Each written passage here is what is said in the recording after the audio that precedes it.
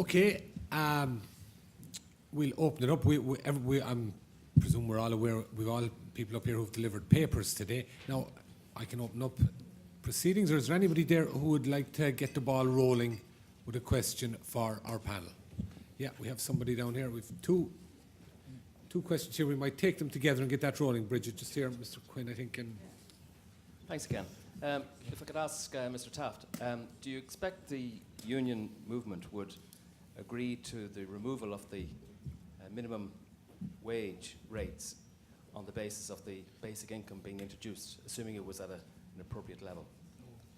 Well, just before Michael answers, we might take the gentleman behind.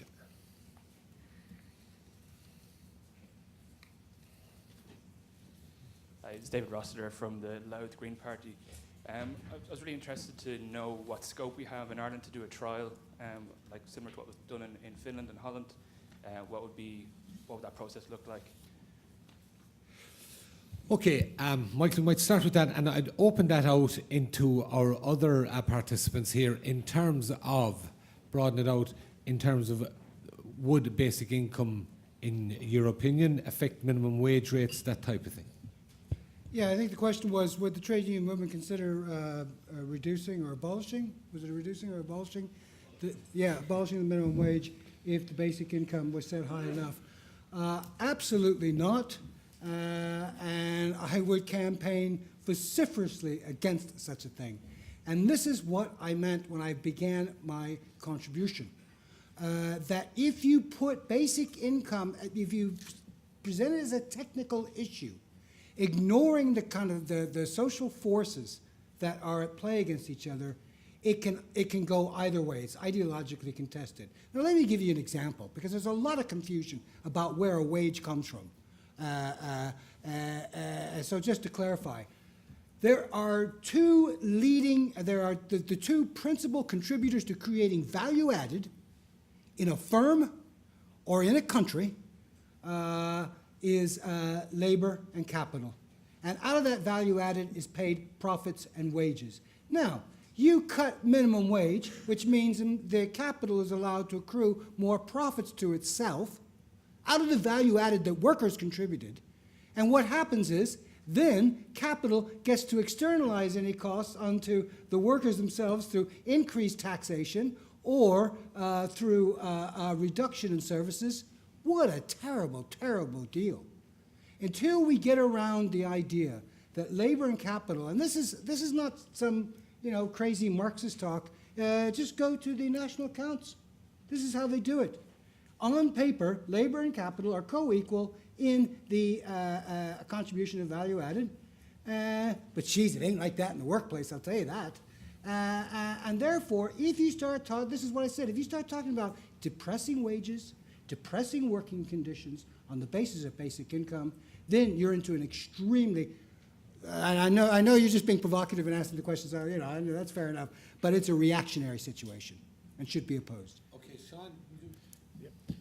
As somebody who's supported basic income for decades and decades, I would share that viewpoint very strongly. We've always advocated for a minimum wage, and we would continue to support the basic minimum wage idea.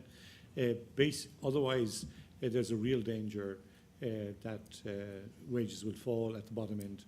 And at the point that Michael is making, I would just point out that we are also part of, and Michael is as well, and of a group that has actually costed out what a living wage would be, which is a bit higher than the minimum wage, I can assure you. But we actually now have a situation where we actually provide an independent costing of that every year. And we have parameters set out, and it's got its own website and a lot of technical articles there to show where Sean, it's coming from and all that what sort of about stuff. wage rates in general, taking above from the minimum rate? Is there a danger? Is there any experience? And perhaps our international colleagues might come in here as well. Yeah, is there any dangers in terms of it being a retarder? Yeah, I think it would have a couple of interesting effects. I think jobs that everybody wants to do would see their prices or their value fall in the sense of wages, and jobs that nobody wants to do would see their incomes rise. I'll give you an example.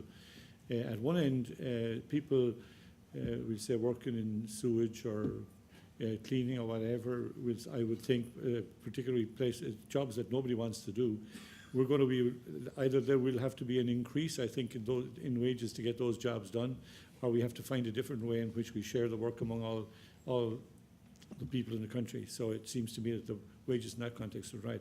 As against that, jobs that everybody wants to do or thinks they can do, like, doing Pat Kenny's job or something, it seems to me that the demand with that would go up so high that the value, the wage would fall quite dramatically, all of which I'd be in favour of, obviously. But anyway, not to worry. By the way, he gives no coverage to basic income at all, under any circumstance. Even when his researchers set it up, he just cancels it. He will not do it. So it's interesting. Issues.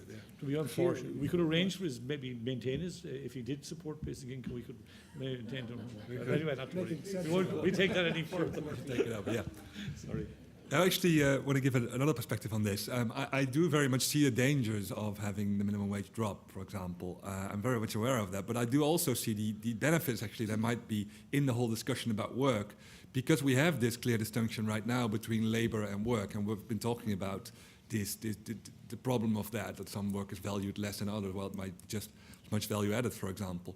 And there might be a lot of work that also in between the minimum wage and what's now called volunteer work, for which we have created this whole system of checking whether it's volunteer work or not, or whether it should be paid minimum wage, which can now not be paid in a way that would be still valuable and would be possible for some people on top of the basic income, for example. So apart from there's two things here. One is that there's this whole range of being paid between not as in volunteer work and the minimum wage, which would be opened up when you would lower the minimum wage or even leave it all out if the basic income is high enough.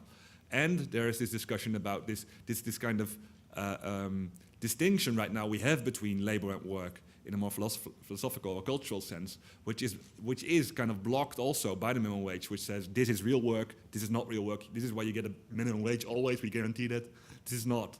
And I very much see the dangers of this, and I think you should be very careful with it, but there are also opportunities here I think you should see. Vida, in terms of Finland, is this something that has entered discussion? Yeah, I heard these arguments many times, but in Finland, I think demolishing collective agreements with basic income is a non-starter. That's not a realistic argument in the Finnish basic income discussion. I don't know the membership rates in Ireland, but in Finland, 70% of working population are members of unions, which means that you just don't argue that your salary will be lower if we implement a new benefit system. So that's the case in Finland, but I don't know. In general level, I don't see lowering wages with basic income would be something inherent in basic income. And as it mentioned many times today, basic income will be and should be combined with other policies, and it matters what kind of policies are these other policies. So again, this is something that we had a very interesting discussion on probably a year or two ago now in one of our basic income meetings, and I think the consensus was broadly on keeping the minimum wage, insofar as it is an indication of the recognition which is attributed to paid labour, which is an important part of how our society continues to function, quite apart from any, I suppose, emotional attachments that we might have to, paid jobs, which, can be questioned when you open up a conversation about the wider sense of work. I think that particularly in a system where a basic income is mostly funded by income tax, you really need to make sure that you continue to value paid work in a number of different senses, and maintaining the minimum wage is really one of those ways that you continue to value it. So I think that broadly the consensus was that the minimum wage remains a really important right that we need to protect. Okay, any other points? People, yes, Anne, we'll just get a microphone to you now. Thank you. I was just wondering if you had any thoughts about, well, we talked earlier about the importance of how basic income is framed, and if there's any value in framing basic income as an investment, in the sense that it would release people's talents and creativity and energies, and that there would be a return on the investment, because it's when the financial aspects are discussed, it's often just in terms of costs. So I'd just like to hear what you had to say about that. And oh yeah, the man who asked about the trial, if I might say, I was giving a talk about basic income recently in Mayo, and there was a man from Achill there, and he suggested that we do a pilot in Ireland in Achill, because a large island would be a really good place-based experiment in basic income. It would cover all generations, and so it wouldn't be confined to any one group. And so maybe we could think about that. It's an interesting concept. Sean, would I start with you on that?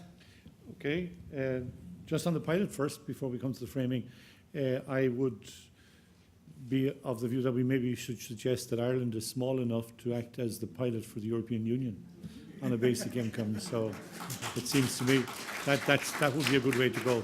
I've got a fear of pilots that they never become mainstream, and particularly in Ireland. I don't know about continental, but in Ireland there are pilots out there that have been running for the last 20 years. And you wonder what the heck, you know. But anyway, the framing of basic income as an investment seems to me to be a very good idea. And I think what I would be saying would be that it should be framed in a wider understanding of investment even. Because of course it's an investment, an economic investment, because people have money, and a lot of the debate is about that. And I think the argument for that can be made pretty okay, without a great deal of hassle. But I think it should also be framed in terms of a social investment, because, for example, giving people the scope to sort of have a better education, and therefore be in a position to play a broader role in society or whatever, or the investment of having people make a contribution to the development of their communities or their families or themselves or whatever, or the wider world in which they live, you know. So it seems to me that's the kind of a social investment. I'd also market it a bit as political investment. Surely we're facing a situation at the moment in which people are very turned off the political system and very negative about the failure of the political system to listen to them and to listen to their voice and give them an opportunity to have their views heard. And it seems to me that basic income could be marketed or could be framed as partly as an investment along those kinds of lines, because it gives people the capacity, a bit more time and so on, maybe possibly so that they would actually see that kind of investment. So I would see economic, social, political, cultural investment as well, huge. I remember having a discussion with a cousin of mine who was quite politically active at one time, and he's saying to me, "But what would you do with a basic income? And what would I do if I had a basic income?" The same guy wrote beautiful Irish poetry, and he's from West Cork, from Cooley. He died a few weeks ago, but I remember saying to him, "Well, you could write poetry," and I remember that was the end of the argument. He was delighted with the idea. Okay, so just that's it. And environmentally, there's just one final point. It's an environmental issue as well, because of the contribution of the fact that it's an investment in trying maybe to ensure that we move environmentally in the right direction as well. So there's a lot of investment issues I think that could be argued. Anthony, would you have anything to say on that matter? We'll just get your microphone. I do like the idea of basic income as an investment. I'd just be cautious. And one caution comes from a reflection on UK situation, and that we did have a government up until 2010 that called every line item of additional public expenditure investment. So people have become kind of wise to that trick. And the claim comes back and says, well, it's just spending really, isn't it? And the second thing is if you frame it very strictly around notion of investment, then people might expect a strict return. And I think that your discussion about social investment is a very good one. But nonetheless, I think it's just worth being careful about that. It is a social support that gives people a basic foundation on which to build their lives, the range of their contributions. And I think that's the sort of language that I think might engage. But to be perfectly honest with you, there's so much we have to test here. Not just the models. And one thing I'll say about these models, we've got our model, the Citizen Income Trust has got its model, Compass, we've seen a model here today. They're all great, but they're spreadsheets, right? What we don't know is actually, we take the current world, we apply a basic income to it, and we don't know what the reality will be in a world of dynamic change. And we live in a dynamic world, so we don't actually fundamentally know. So we don't know from these. So experiments are useful to test some of those, so that's important. But I think we also have to test the politics and narratives around this. And I think that's where those who are advocates and interested in basic income can help each other sort of feel our way through some of the politics of this, because I think it's a very, very experimental stage. Okay, we'll just take another few, two questions here. We'll take them together and we'll put them to the panel. Just two gentlemen there in the third row. Neville Carey is my name. I would just like to suggest we might do well to get away from the words radical and utopia and concentrate on the practical solution, because I do think that's what we're about. We're about making Ireland in the first instance, but wider than that, we all want to see a better world. And I think that basic income is an idea, and we've heard a lot of that today, whose idea has come. And it's an idea that has come because so many of the specific problems people worry about, whether it's pensions or housing or jobs, it addresses some of those problems. And in the background, and the main reason I've become interested in basic income and I'm here today, is because I believe that the basic economic model that governments and indeed the European institutions have been following has turned out to be flawed in various ways, and we have to find a response to those flaws. And I think that the basic income idea should be pursued in those ways. But if it is to work, it has to be transparent and it has to be seen to be fair, because that's what people are looking for nowadays in their criticism of government and so on, and their disenchantment with politics. They want transparency and they want fairness. So I hope that's the direction, so to speak, in which we will go, and it has also the merit that at a time when clearly there's a disenchantment in Ireland about unfairness of wealth between rural Ireland and the greater Dublin area, we also need answers that are fair for the country as a whole.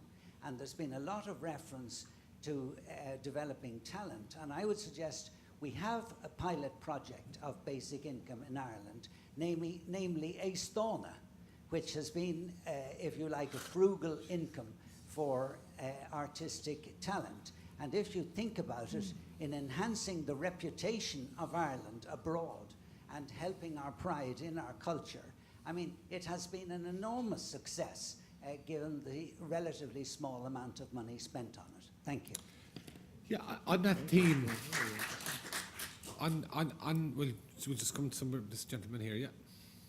Yeah, I was just thinking that from listening to all the talks today, William Wilberforce comes into my mind in his great battle against slavery, and I would suggest to everyone here that if they get into a William Wilberforce frame of mind, they'll see what will be required to bring in a basic income, because it's while it sounds quite simple, it's actually a highly complex maneuver which in effect will liberate First of all those who suffer unemployment, but also people on welfare, because it will give them, rather than a threat-based system, which we have at the moment where you're constantly being assessed and so on, it would free those people to actually become full human beings and to liberate their talents and abilities. And again, slavery, that's what slavery was about, and the reduction of slavery by William Wilberforce. So what I'm saying is that while it does seem a simple idea, it's an extraordinarily radical idea in the sense that it frees people to become human and to participate in society on the basis of their ability and potential. And I think that that's why it's so important that this conference is happening today, and I hope that it comes to fruition at some time. And I don't think we should leave it as an academic experience. I think our politicians, limited in capacity as many of them are, need to be told that this is the way forward for the human race. Yeah. Can I take up that theme? Roisin, perhaps I could start with you. As was pointed out here, it is complex, it is radical, and the other issue about it is it is something, apart from its conception all the way through to implementation, would take a lot of time. If you put those three things together, it is something that the political culture in this country in particular, it's anathema to it. I don't think that's true. I think there's one fundamental barrier that you need to overcome, and that's the giving people money for nothing. I think if people get over that hump, that's the radical bit about it. But in reality, in terms of, we currently give payments to people who do nothing. We just give it under certain conditions. In terms of the practical changes are really not that radical. It's the consequences that are radical. It's the thinking behind it which is radical. It's not going to result in a mass exodus from the workforce. It's not going to result in us all becoming, fantastic artists. It's going to be, a slight shifting of the way that the system works. But the kind of dynamic changes are what I see as quite transformative about it. The practicalities are not the transformative bit. I think that's totally doable. Sheer, just in terms of your experience, the political system, what advice would you have, to put it that way, in terms of attempting to address the political system with the concept? Yeah, that's a very hard one. I think there's actually multiple things you have to do at the same time, in a sense. So there's of course, there's the whole thing with the basic income. It appeals to different people for different reasons. So to present it as just one case for one argument, then you will probably not convince definitely more than half of people, and probably much less than that. So the strategy I've been trying to forward in the Netherlands is to bring this debate to kind of a more nuanced level, and to show that there's all these different kinds of perspectives, and people that can actually work together on this, and that we should just bring forward this discussion, kind of get out of our political, just kind of polarized world in that sense, and see where we can find each other in this, so that in the end there might be a compromise possible. And I like that one, but I also see very much the value of having these perspectives, these specific perspectives, put out there and very strongly advocated. So I think there's you need to do both. You need to both have people who are very strongly advocating for one type of model, one way of thinking about it, and especially we need to keep in mind the bigger picture here, so not only the practical side, but also definitely the world you want to go towards. And at the same time, you need people who can kind of bring this then back to the pragmatic side of things, and for example, set up experiments or from a kind of neutral level, or who can bring parties together when that's necessary. So I think you need both that. Willa, and your experience in Finland from the resistance or the compliance among the body politic? Well, I think traditionally, especially social democrats, Finland is social democratic welfare state. Social democrats have been seeing it as some sort of exodus from the laborist trap, if I may use the concept by Guy Standing, so people can just believe in the narrative which is based on paid jobs. So I think this is really important argument against against the scheme in Finland, and then the basics, it's too expensive, people are lazy, unemployed people are too lazy, and so on. In my humble opinion, I think the only enough powerful narrative would be digital economy, and this would be the narrative which could provide the basis for many kind of coalitions. Since I think precarious labor markets, if we think this is determined, I'm not sure if it's determined, but if we think it's determined, then we need to guarantee people's income somehow. And now the discussion is that could we provide stable employment, and most of the politicians think that we can, and we don't need basic income for that, and that's the biggest problem in the Finnish discussion. Sean? Just from an Irish perspective, people might like to know we are going to offer this and briefings on this and all the materials to each of the political parties in Leinster House. But already we have had invitations to do briefings in some detail from the two main opposition parties, which is Fianna Fáil and Sinn Féin, from the independents, if that particular grouping is distinguished from all the other independents, the ones that Maureen O'Sullivan and some of those are part of, and I think the Greens as well. The Green Party have indicated that they would be interested. So, there are other groupings, and we will provide. We are prepared to do it for everybody there. Okay. Remember, the last time Ireland did go and did get the government actually of the day published a green paper on basic income, which is still on the Taoiseach's website, the Taoiseach Department website, and it was a lot of work went into it. The Department of Finance and the Department of Taoiseach, what is now Public Expenditure and Reform, Social Protection, Labour, the Revenue Commissioners, they were all involved in writing it at great length, because it was written principally by a working group of which I was one as well. So I was kind of learning the hard way how these things get done. But I think there is an openness to looking, or an interest in looking at ideas that are different, given what people are encountering at the moment. Michael, in terms of the trade union movement, what would it take for the trade union movement to get behind the concept in a concerted manner? Well, I think in the first instance,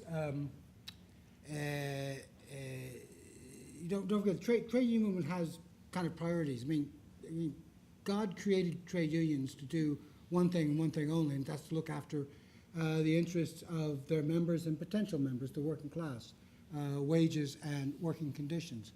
So I think that always, with the trade union movement and trade unionists, they see the world through that. Mm-hmm. Now, I think that, there's a few of us have tried to raise this idea of basic income in trade union movement, and we've tried to kind of construct it in a way that makes it easier for trade unionists to see that basic income is not an attempt to undermine wages or to depress wages or to distort the labor market in such a way that employers get the upper hand, but that it actually can be part of other trade union strategies that we pursue in the workplace. So therefore, that's why possibly I'm prone to pitch it at a modest level at the beginning. Mm-hmm. And I think, somebody said, should move away from using the terms radical. I actually, some weekend when I had absolutely nothing to do and nothing was on TV, I went through all the election manifestos of all the parties in the 2016 election, and all of them have the term radical. And in some cases, in the most unradical passages. So yes, we might want to move away from that and to look for something which is feasible, which is progressive, which can underscore a redistributive process for those at work in the first instance. And I think that would help bring trade unions to at least begin to open up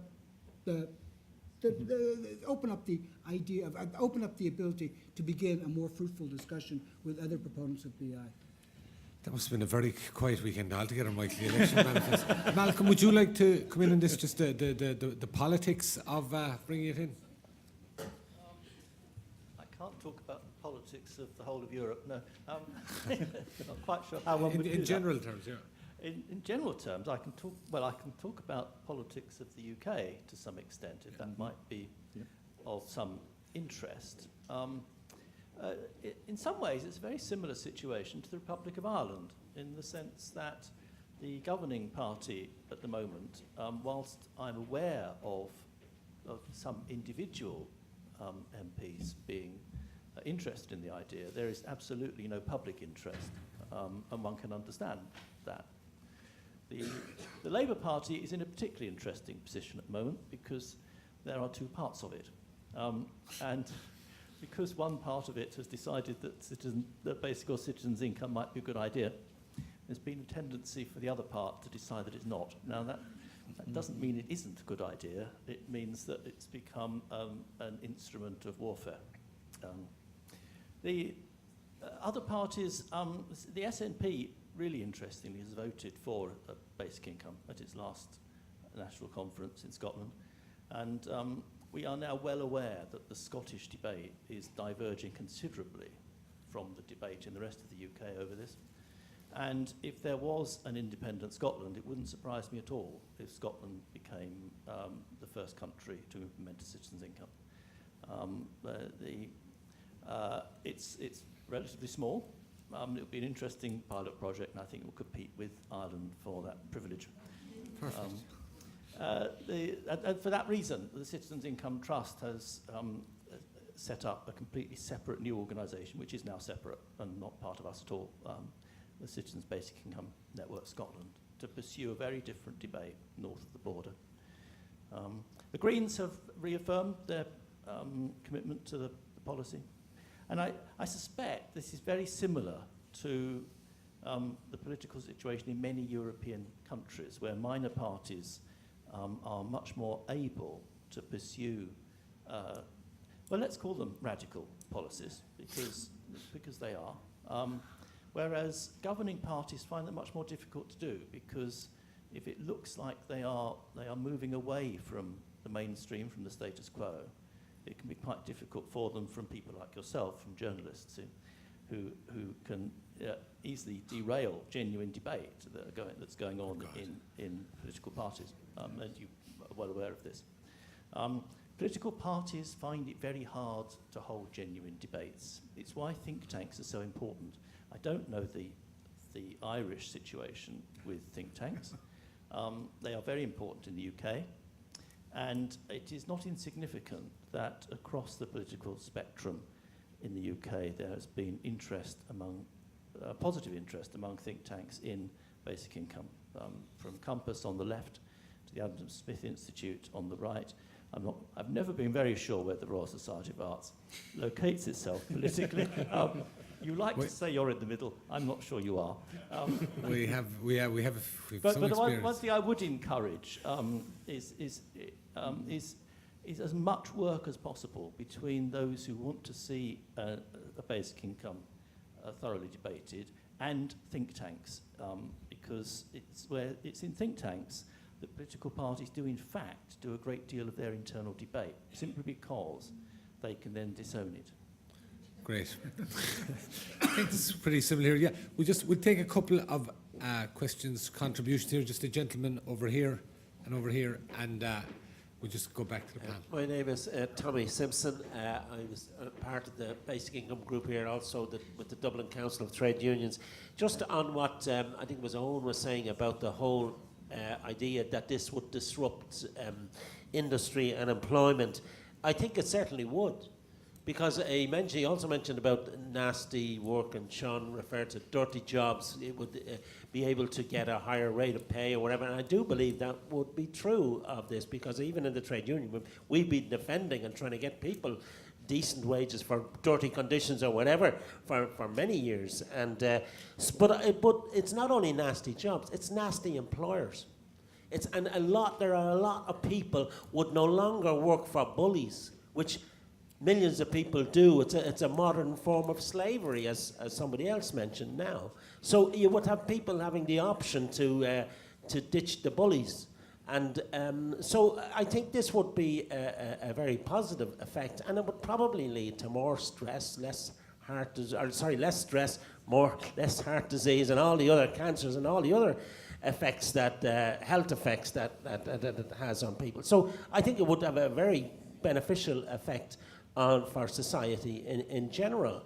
And the other aspect is as working conditions are being attacked all the time, and as workers become more precarious, you even have people now talking about, the gig economy. This is, people will have the choice of better work, more time off, choose what they want to do financially. Yeah, but they mightn't have a pension, or they mightn't have social insurance, or any hospitalization, or whatever that goes with the normal. So I do think it offers that the whole, it is very disruptive in that sense of what it would do to existing, but it would have a beneficial disruption.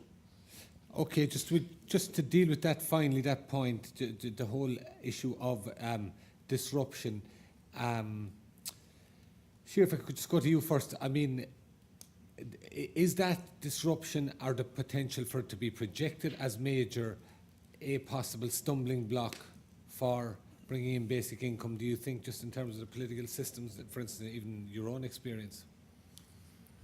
Yeah, I think I very much get the question, what happens to the shitty jobs? I get it every time, and I love to get it because there's such a nice answer to it, definitely.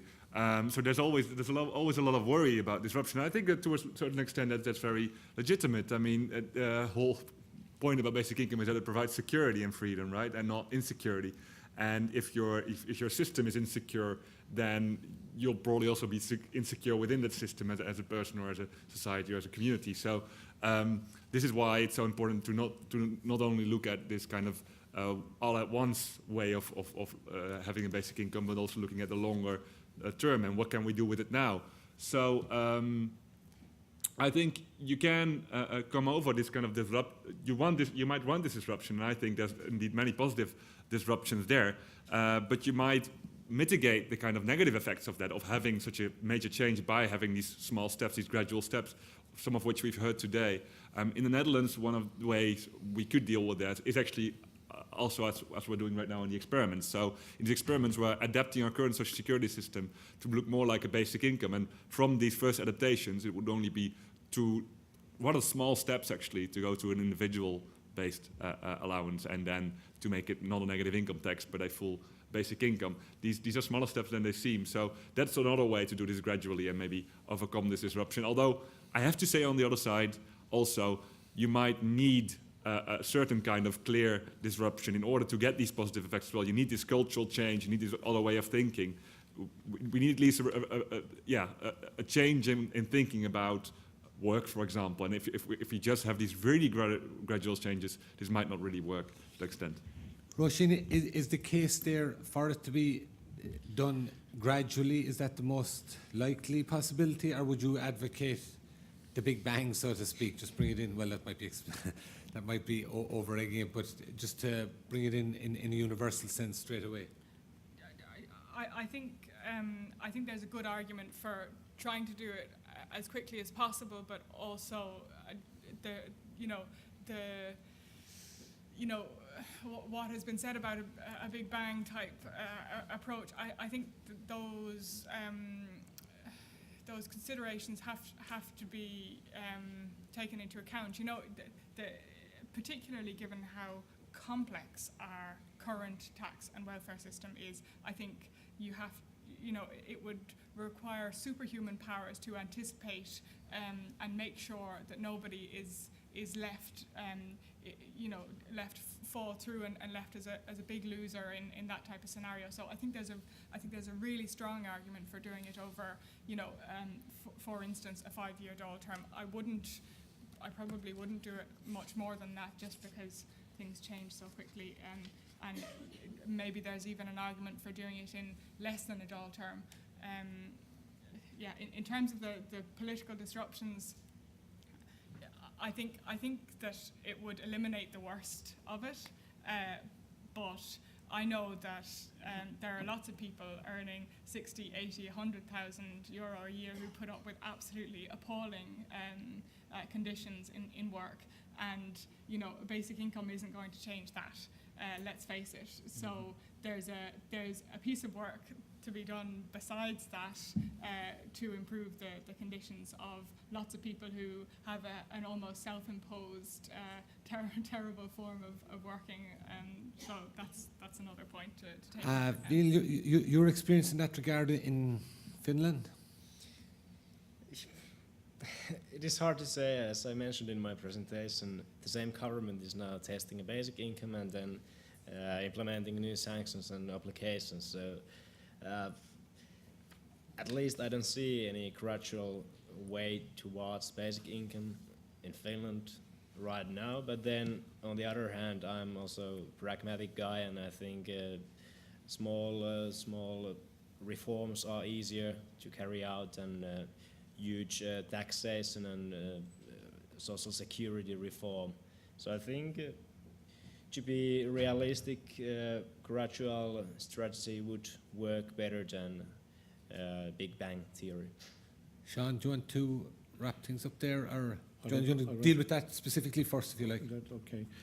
I think there's an issue of substance there, but I think, as Roisin pointed out, part of that is work for a different. Like, it's not basic income linked; it's kind of stuff that has to be dealt with in the broader context. I think at the end of the day, like, we are at a critically important point. We have a situation in which a lot of what's been taken for granted for a long time ain't working too well anymore, and that a lot of assumptions that were built into that model have proven not to be too sound, coming under pressure. I think we need a new approach, whether we want to call it radical or not, we can discuss it. I'm not too pushed about, really. I think the sort of interesting thing is that we have, we believe, in basic income, something that can act as a cornerstone for a new approach, call it a new paradigm or a radical approach or a practical solution. And I think that not alone it could act as a cornerstone for the new thing, but for a new approach or a new paradigm, but it would actually provide a good support for much of the other things that need to be developed and done, because itself cannot, I think everybody here agrees, that it itself cannot deliver all this stuff, but that it actually can act as a cornerstone around which you can build those things that Michael was doing in that one of his last diagrams, where he has those circles, overlapping into each other, and I think that's kind of where this whole thing is going, hopefully, and that's what I'd like to think. Michael, final thoughts? Yeah, just two things. I mean, there's a lot of talk about the fact that people would be able to avoid very poor jobs, low-wage jobs, cruddy employer, and I think there is something to that. But let's not forget that the reason why so many people have to take up those jobs is because they do need work. They are low-skilled. They have very little bargaining power, and they have a lack of a collective organization to support them. That's true. And we shouldn't assume that basic income can fill those gaps. So you still have that dynamic at work, which calls for. So it's not a resolution. It may possibly be part. And again, that's why I stress it's kind of a partnership thing. But those dynamics are there. And finally, I think the real challenge is for the organizations and the activists who are campaigning for basic income is to decide this all in one, or have a timetable or something like that, or maybe maybe I tend to be a bit cautious. But I would have thought the first goal is to get basic income embedded into the system, say, for instance, through something like just converting personal tax credit or using a universal tax refundable credit to get it embedded in the system, so that therefore that it becomes less scary for people once it's part of the system, and secondly, then you can build on that when we are entering into this uncertain future of automation, the potential loss of, the loss of jobs, especially in medium-skilled office jobs, the fourth digital revolution, the rise of platform workers, the Ubers and all that type of stuff. So the first thing is to get it embedded in there, get over the fear, and then advance from that. That would seem to be, and I just throw that out as discussion. Always willing to be proven wrong. I've been proven wrong so many times before, it wouldn't hurt. Okay, on that note, I think we'll bring the actual roundtable discussion. Sean's going to close the conference now in a minute. I'd like to thank all of our contributors. I have to say, I think it was a very enlightening day. Who knows, at some stage further down the road, and maybe not too far away, we'll be able to look back and see the type of thoughts that were aired here, and the ideas, the discussions might actually lead us towards something in this vein being implemented, hopefully in the not too distant future. Once again, thanks to all our contributors, thanks to all of you who've attended here today, and I'll just hand you back to Sean to close the conference. And special thank you again to add my voice to what Mick's been saying. I'm delighted so many people stayed to this point. That's really appreciated, because I think anybody who's ever been at a conference knows these things leak constantly from the starting point onwards. So a very special thank you. There's just to draw your attention to the fact that we do have the poster exhibition up here and down below as well, and more parts of it. We're hoping, we're going to investigate anyway whether or not there's a PDF version of this, because several people have asked for it. And if there is, and we can get permission, we'll certainly put it up on our website and make it available or whatever. What we do have some control over are the cartoons, and we will be putting these up on our website. I think they're superb. And if you've had a chance to look at them, anybody who's had a chance to look at them, they're tremendous capacity for our own. I was just looking closely at the way he handled our own, Bridget Reynolds and myself, the paper we did this morning. And it's not the simplest of papers, but he did a fantastic job. Put it all in one poster. There's a great lesson in all of that. So, thank you. And we'll make, he did the same for all the others. I think, anyway. But we will certainly have those available within a very short time on the website. Thanks, very special thanks to all our speakers from abroad who came all the way, and from Ireland as well. People that we sometimes are pulling and dragging out of to do various presentations at different conferences and so on. And we really, really appreciate that. At the end of the day, just to say to you that we will certainly, as Social Justice Ireland, be promoting the idea of basic income as we've always done, but also we will be, presenting it in a variety of different ways, situations, trying to promote it into policy arenas. But we also, and this I think you can probably rely on, we've been doing this for more than 22 years, but we're going to continue doing it, which is to refine the analysis and to redo the work, and we will be doing that right away. Eamon and Sean were talking about the fact that the paper that they did, like there's a lot of ongoing work even since the paper was written and went into the book. They're still working on it, and when we get to the next iteration of the paper, we will put that on the site, and other issues to deal with basic income that we would have stuff with as well. They would all go on the site as well, and all of that is, people are more than welcome to have it and to download it. At the end of the day, we posed a question: basic income is radical utopia or practical solution? And it is interesting, should you or should you not go away from the word radical? Some people were saying you should go away maybe from the word utopia. I did an interview for my sins at lunchtime with George Hook for 15 minutes on a phone, and at the end of it he was saying to me, I want you to send those numbers in here. We want to take a look at them, and I want you to come in here next week and explain them, because they sound very like utopia to me. So I said we'd be prepared to discuss utopia with anybody, including George. But no hassle. The point at issue at the end of the day, when Bridget and I were kind of answering the question that we had posed in our own paper, we said maybe we actually think it is a radical utopia, and it's also a practical solution. And I think after today, I'd still stand by that. Thank you.